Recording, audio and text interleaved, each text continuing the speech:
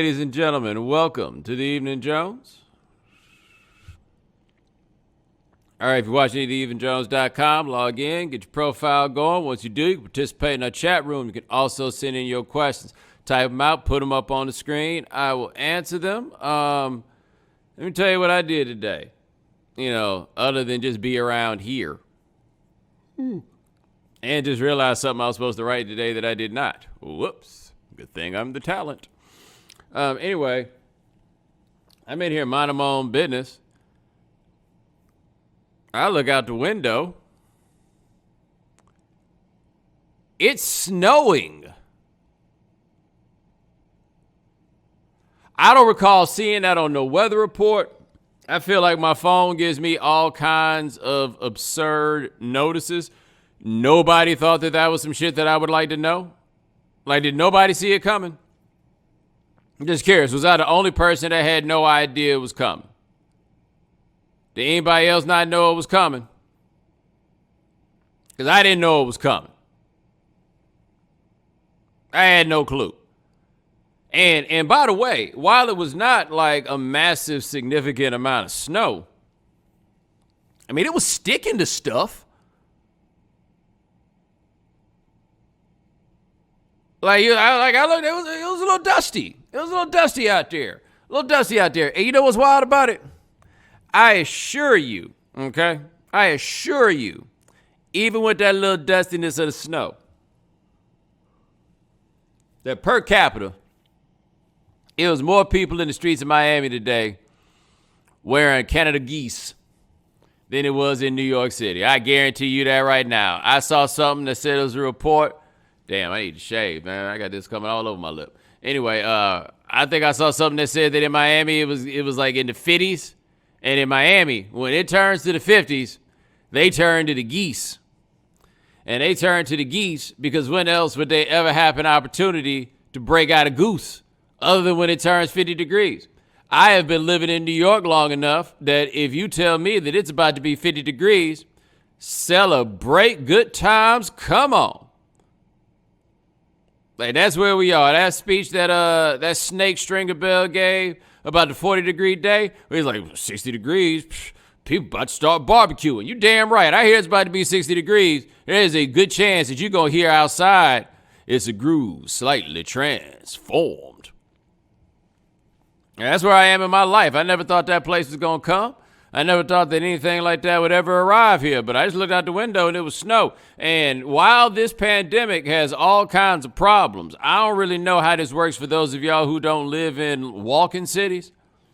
Where people just generally just kind of like get on the train and go places and then have to walk. Like, I don't know what it's like where y'all at. I do not.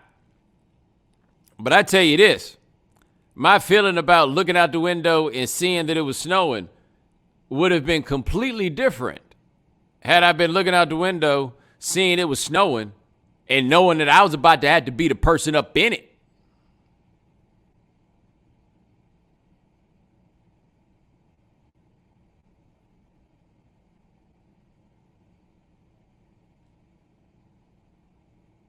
That's all I'm saying.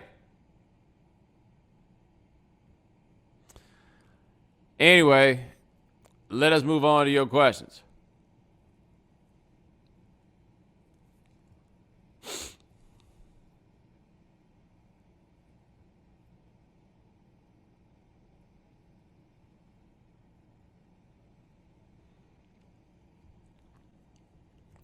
Folks really that pressed over Cardi B buying an expensive purse. Now, I don't really so much keep up with these things, but I happened to come across it and find it to be fairly interesting when it happened. So apparently, Cardi B asked her timeline, and if I'm wrong, please correct me in the chat, but Cardi B ran it by her timeline that she was considering purchasing an $88,000 purse. Which, of course, how you going to be talking about that when people out here in a pandemic, right? And I saw a friend make the point, and I think it's a reasonable one, that if you dial it down from the $88,000 purse, that it's all kinds of people getting on the internet doing things that other people in these times can't afford. But Cardi B caught the, people out here struggling, losing their jobs right now. You talking about getting an $88,000 purse. You need to read the room, so forth and so on. And I totally get that. But I would raise this counterpoint. When aren't people out here losing their jobs? When aren't people out here struggling? When are there not poor people? And so I raised that point to raise the question about when is it, in fact, appropriate for you to stunt in ways that other people cannot stunt, and how many people are willing to acknowledge that they are tapping into their inner hater in this moment. Like, while I can recognize that it might be in poor taste to be out here stunting this at a time when people are not doing well, I also fully understand and recognize here that ain't really got shit to do with Cardi B. But where I believe that she has erred on this is thinking that there weren't going to be people to say fuck you when you ask that question. Right? Like, do you think I should get it? I don't care. Except the problem is people do care. She is who she is. She's as big as she is. She's as famous as she is because people care about her doing stuff like buying an $88,000 purse. Right? And so what it kind of made me wonder, and I'm making sure I'm not projecting too much here in the way that I have gleaned my navigation through the social media things with your personal stuff or whatever it is as my profile has changed, as whatever it is. There comes an inflection point where people stop seeing you as being one of them and they start seeing you as being one of them. You understand what I mean? So, like, when you first get started on stuff like that, you can, talk about, oh, I just got this, oh, I just got that, or whatever, and people are rooting for you, and they kind of cheering you on, because they're like, yeah, there you go, you got it, because people really only like it when you got it, when it's new. Because when it's new, you were still them, and you were still relatable to them as you were living the existence in ways that they can recognize that they would if the money was new to them. What people cannot really conceive of and put themselves in a position of is what happens when the money is old to you. That is not something that people can really relate to, right? But for Cardi B, this money old. Like, she's been doing this for a little while now. She's been doing it for about 3 years since Bodak Yellow came out. You know what I mean? At this point in her career, she needs to recognize nobody's happy for anything else that she gets that is monetary. Like, they'll be happy if she wins a Grammy. You know what I mean? She get a Kennedy Center honor, something like that. Yeah. People will be happy for you then. But about stuff? Ain't nobody gonna be happy with you about it. I can tell you the last thing that I had that I got that people were happy with me for, and that was when I got that BMW. But guess what? I ain't even shown y'all nothing since. I think I told you about the Rolex. Yeah, I may have told you about that. Yeah, so like that. But that's even here, like within a very small space where I know I'm dealing with like day ones. But people were not pressed about her buying the purse, I don't think. I think people were pressed about her telling people that she was buying the purse. Like, she is not in a space where the general public is going to allow her to kick it like she's regular people. Because she is not regular people anymore in the eyes of the folks who related to her, because in large part, she was regular people.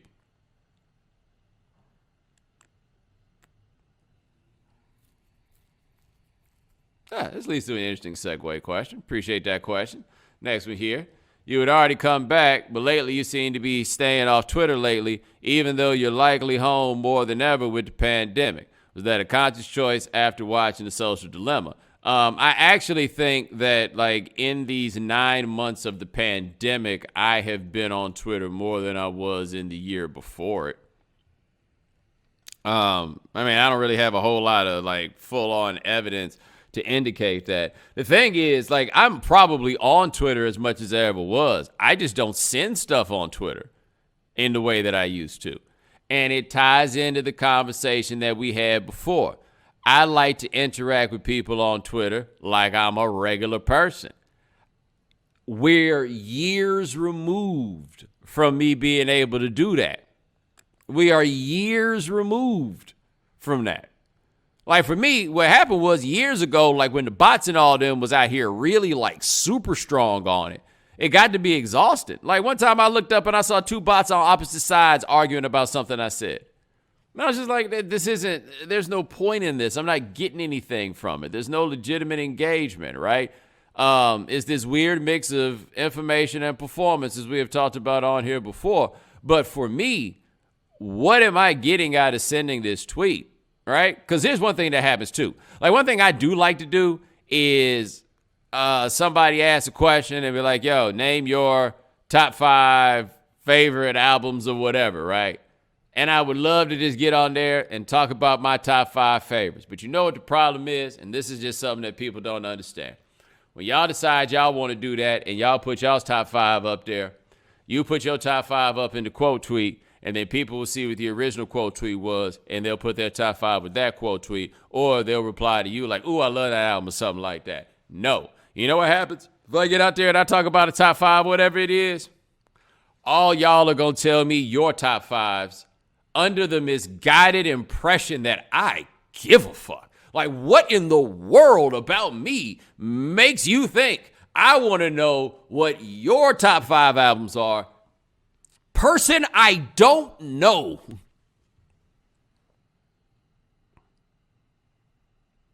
I don't know you.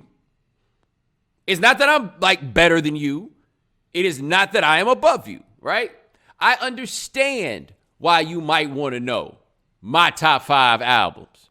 You know something about me that then makes you want to know what I think about this, right? I don't know nothing about you. I don't care about anything about your life.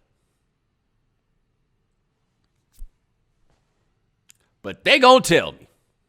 And as I see my man Sammy mentioned in the chat, and you're gonna tell me what's wrong with mine. Again, like I care. You see what I'm saying? I can't just do that.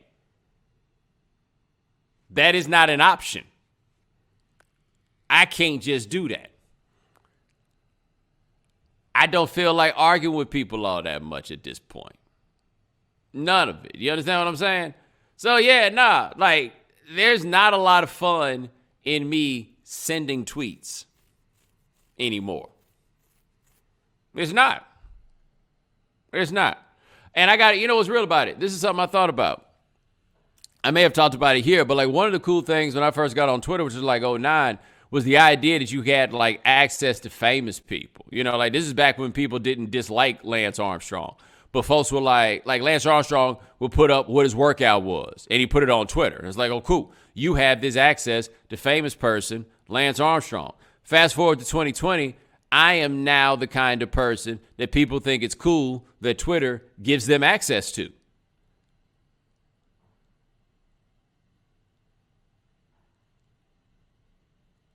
No, I don't like that deal at all. That deal is much better for you than it is for me.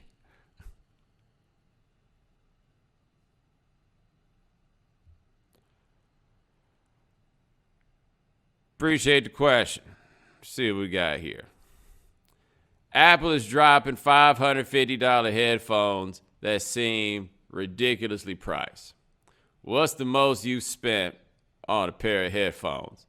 Thank you, Kevin, you pocket-watching motherfucker. I don't remember the most that I've spent on a pair of headphones.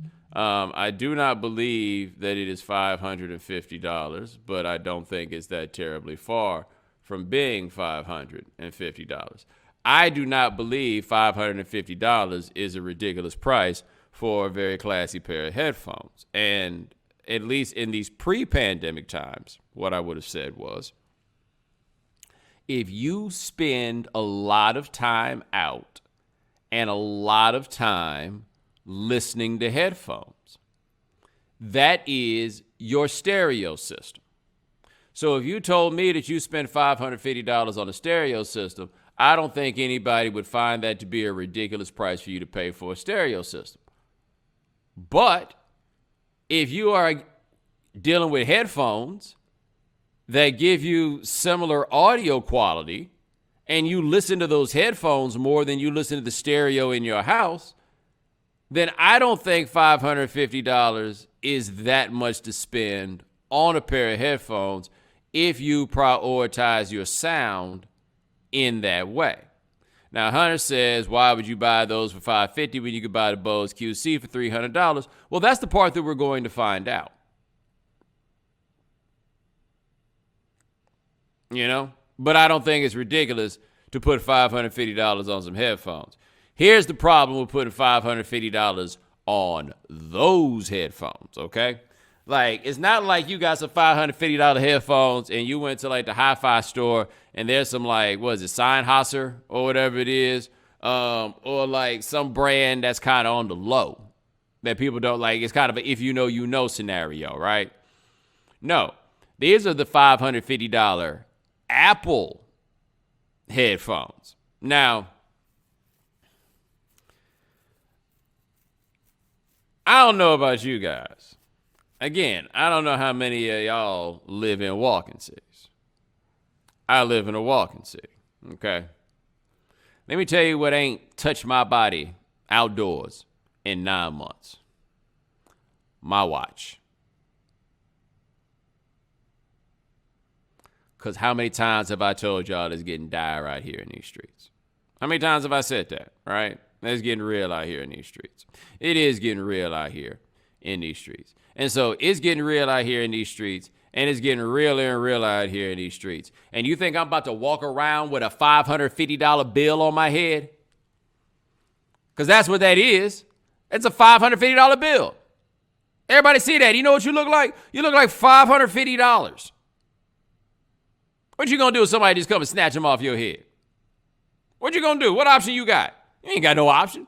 No.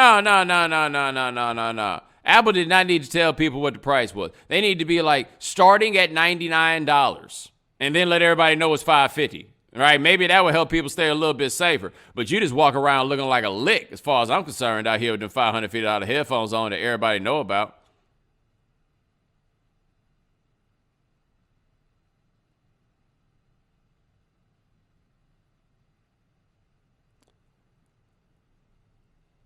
All right, appreciate the question. Let me see what else we got here.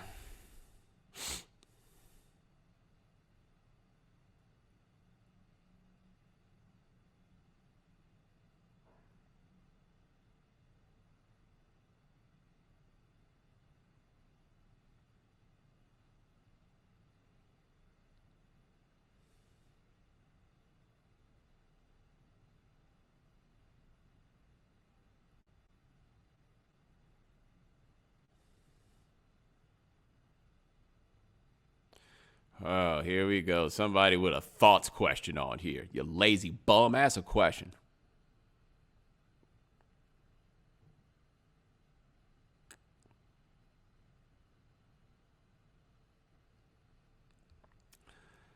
Ashanti and Keisha Cole about to be the saddest verses of the year. I did see that that's the verses. Like, how long is that show supposed to be with the two of them? No disrespect. Like, I don't really know. Like, how many songs they got? Yeah. Like, is it gonna be like hours?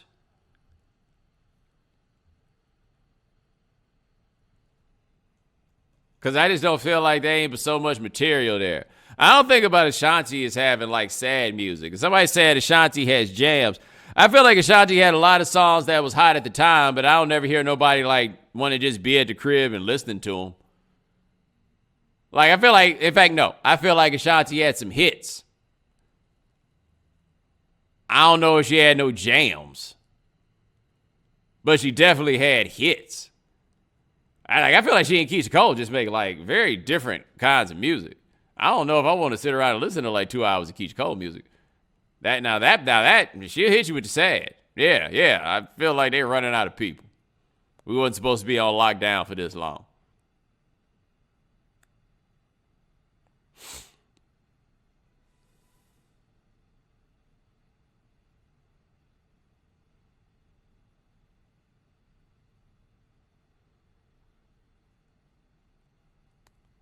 All right, appreciate the question. Let me see what we got here.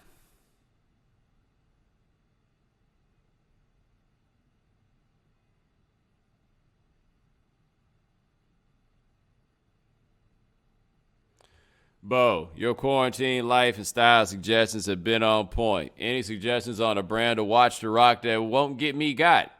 No, actually, I don't have that. I went from no watch to watches that'll get you got with no stops in between. I don't really have any idea what laymen wear on their wrists. Sorry about that, buddy. Wish I could help.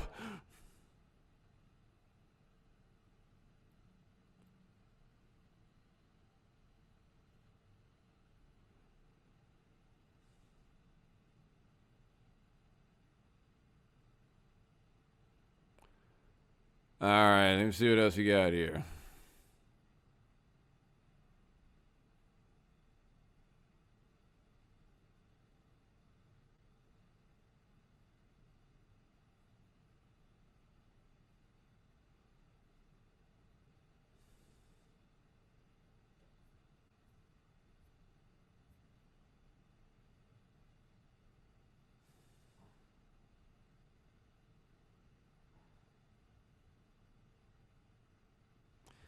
Did Anna Kendrick recognize you? Yes, on TV today I told the story about the time I went to a dinner and I was sitting across from Anna Kendrick and I didn't know who she was. Like, I didn't really care. Like, I don't want to say I didn't care. I think that sounds harsher than I intended, but she was somebody who was at the dinner. Like, I wasn't going to treat her no different if I knew who Anna Kendrick was, but I didn't know who she was. And did she recognize me? Of course not. She didn't know who I was. Why was she? Why?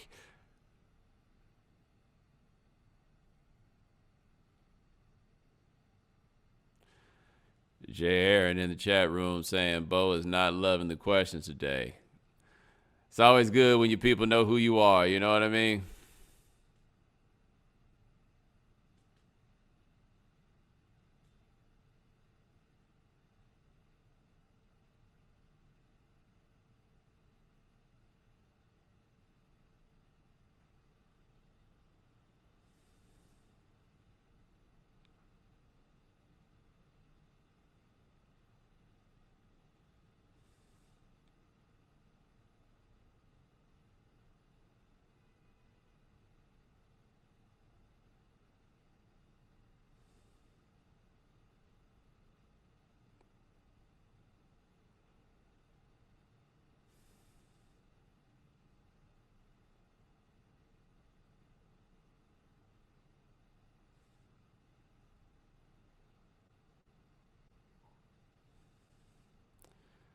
Guys, I hope you know that all this time that's passing right now is me trying to go through these questions and find something I'd actually want to answer.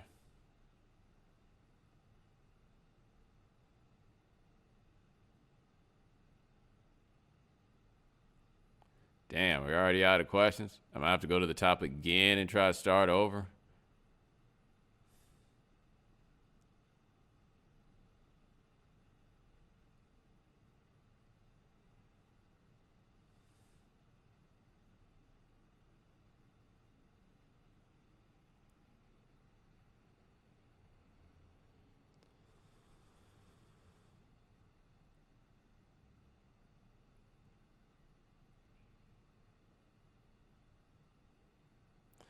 My white friends openly talk about money and salary. Is this a two American situation or just me?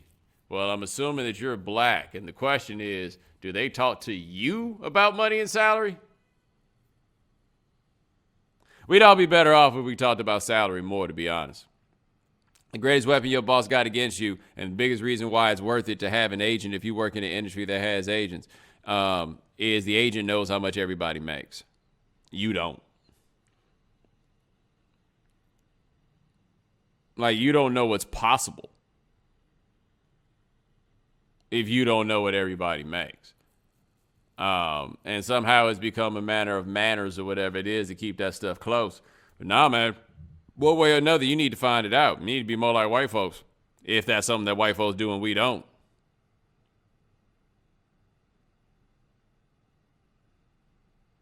And somebody said, have you ever asked your agent what other people make? All the time. Like, not what his clients make. That's a little, like, problematic. But in terms of, like, what people in the industry make, you absolutely ask your agent that, because how are you supposed to know what's possible on your end? You need to know that in order to understand what the market is. The people on the other side have so much more information than you do, and it's because we keep the information away from each other. Simple as that.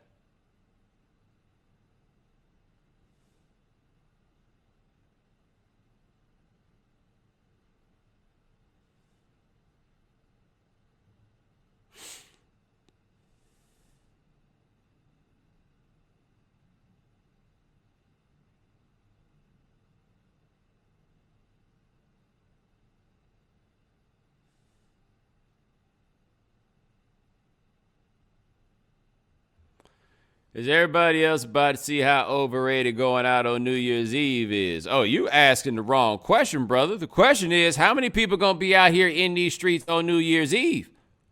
Like, I've seen too much to let me know that this ain't stopping nobody in a few places. I was talking to my brother today, and he was talking to somebody who had been in Atlanta.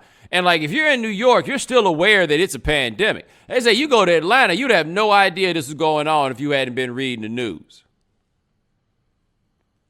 No idea whatsoever. It's going to be cats out here stunting hard on New Year's. Hard. Whew, it's going to be bad news. Christmas and New Year's going to do us in, man. These Thanksgiving stories starting to come in, and now you're starting to see the different cities and everybody start to lock it down. Nah, man, this going to we in for a world of hurt for the next about 6 weeks. A world of hurt.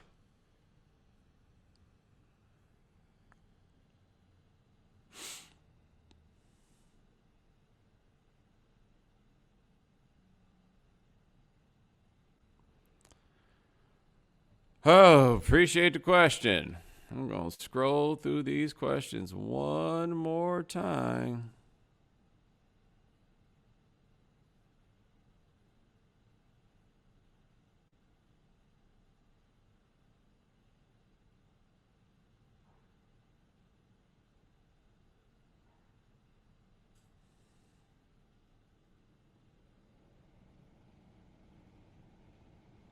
Hey, putting what's your in front of thoughts doesn't make it not a thoughts question, Calvin.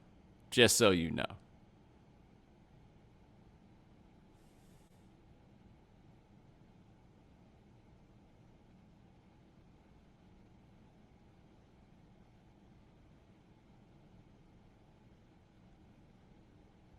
If the questions are this bad, why torture yourself like this if we're not intellectually stimulating? Do some yoga. I mean, you can take your ass on if you want. I am not torturing myself as much as we have built this show around a conceit that I will answer your questions. And so I am going to try my best to answer your questions. I also have to be honest with you about the days that the questions kind of stink. You must be new here, Kyle. Everybody else here understands. I get a little cantankerous about this, but y'all got to put in your half, right? I can only give based on that which I receive. And I like to answer these questions. I enjoy doing this podcast, right? Lance likes doing it. This is a big part of our existence and our situation, right? But if the questions aren't good, I can't give you a good podcast. And somebody said our questions have been asked for multiple weeks. Yes, and if you would like to know, I would tell you one of the biggest problems that we wind up having with the questions. And this is the truth, right? And this, again, ties into a little bit of like the Cardi B conversation where you get to a place where people don't see you the way that they once saw you. And I say that in this context because y'all don't have to try to sound so damn fancy when y'all ask these questions. That's all I'm telling you. Like, let me give you an example. There's no shade to anybody, but y'all like to ask these like 3-part questions, like, and I promise you, it ain't that deep. It ain't that serious for me. All you gotta do is ask me the question that you have, right? Let me see here.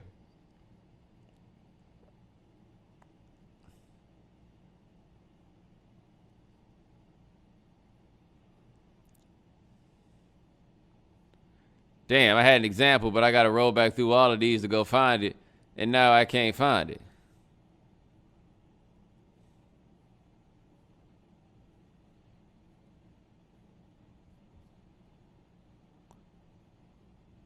Damn. I want to make sure y'all understand what I'm talking about. And that's why I just be like, yo, you ain't got to do that.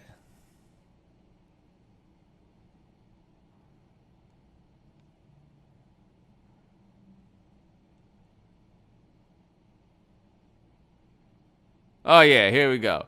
I recall you saying earlier this year that you and Will Kane share a mutual dislike for white liberals. I kind of have a sense of what you mean, but can you elaborate? My guess is that your dislike is rooted in some of the toxic behavior that's far too common on Twitter. God damn, man, that's like 8 lines. I thought you just had a question. Or did you just want to talk? Right? And to answer your thing, I didn't say I have a distaste for white liberals as much as I have criticisms of white liberals, and nobody likes criticizing white liberals quite like white conservatives. Therefore, me and a dude like Will, we can go over there and we can talk about them. All right? But you understand what I'm saying? Like, you ain't got to give an introduction, a thesis, and a conclusion. Like, that is not necessary. Now, of course, some of y'all, then your questions are just like a little too simple and stupid, and I can't do anything with it. You know what I mean?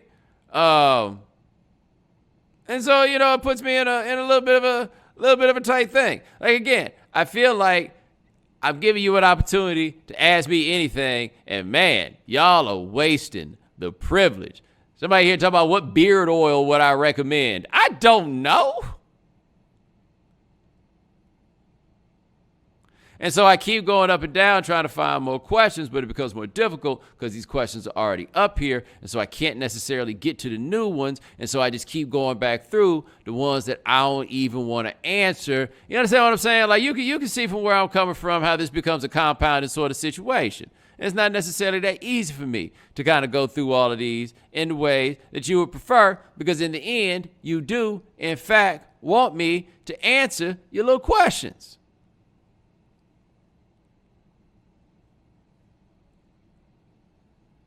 You see what I'm saying?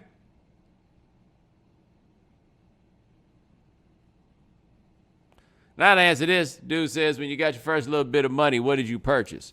Nothing. Nothing.